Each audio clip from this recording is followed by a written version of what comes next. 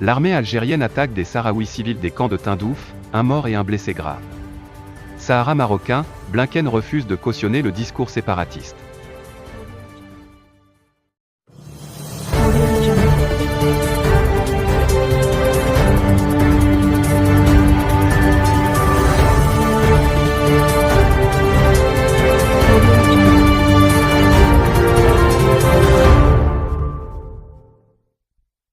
Dans son journal télévisé de midi du dimanche 21 novembre 2021, la chaîne Medi 1 TV a rapporté que les forces de l'armée algérienne se sont attaquées à 2 Sahraouis civils désarmés des camps de Tindouf, dans la nuit du samedi 20 novembre, faisant un mort et un blessé.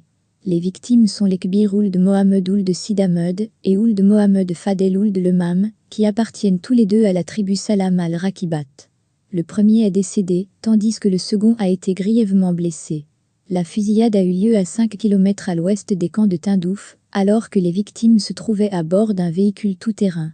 Jusqu'à présent, la famille du défunt a refusé de reprendre son corps, qui se trouve à la morgue de l'hôpital de Tindouf.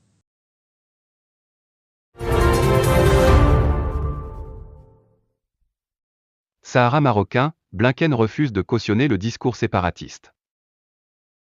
En dépit de multiples relances, le secrétaire d'État américain n'a pas voulu, au cours d'une interview diffusée le 19 novembre 2021, prendre position en faveur du retrait de la reconnaissance États-Unis de la marocanité des provinces du Sud. Anne Soi, journaliste à la chaîne britannique BBC, aura eu beau reposer 4 fois la question au secrétaire d'État américain, Tony Blinken, celui-ci a refusé de lui dire que son pays allait renoncer à reconnaître la souveraineté du Maroc sur son Sahara. Nous sommes très focalisés maintenant sur le soutien aux efforts de l'envoyé de l'Organisation des Nations Unies, Staffan de Mistura, s'est-il notamment contenté de répondre. Au cours d'une interview diffusée le 19 novembre 2021, M. Blinken a, ainsi, souligné que l'objectif de l'administration qu'il représente, à savoir celle du président Joe Biden, était de faire en sorte que le processus mené par l'ONU puisse aboutir à une solution durable et digne, qui ne saurait nécessairement être le soi-disant référendum d'autodétermination, puisque lorsque Mme Swahili a évoqué, le diplomate américain a botté en touche. Bien évidemment, certains auraient voulu plus de M. Blinken, et que, dans le sillage de l'administration Donald Trump, il apporte un soutien clair à la marocanité du Sahara marocain, mais il faut en même temps se rappeler que l'administration Biden fait actuellement l'objet de fortes pressions notamment au niveau du Parlement, pour revenir sur la décision de la reconnaissance, et ce au sein même du Parti démocrate, dont est issu M. Biden. Le Sénat, qui représente la chambre haute de ce Parlement, a par exemple vu depuis le début de l'année 2021 circuler 2 pétitions appuyant le Front Polisario.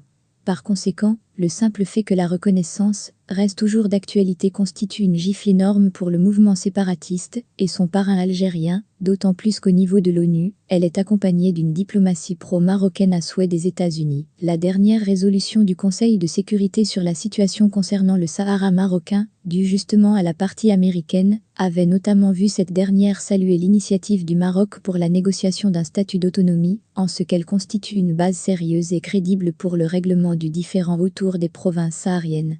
Aussi, a signalé le message dithyrambique adressé, ce 18 novembre 2021 à l'occasion de la fête de l'indépendance, par M. Biden au roi Mohammed VI, où le président américain se réjouit de la perspective d'approfondir nos engagements communs, d'investir dans la prospérité mutuelle, et de nous appuyer sur ce partenariat inébranlable. Il ne fallait par ailleurs pas s'y tromper, lorsque dans une interview accordée le 8 août 2021 aux médias, le président algérien Abdelmadjid Tebboune s'en était publiquement pris au réseau social américain Facebook, en indiquant qu'il vient d'un pays qui veut du mal à l'Algérie. Peut-être considère-t-il que s'opposer à la séparation du Sahara marocain est nuisible aussi.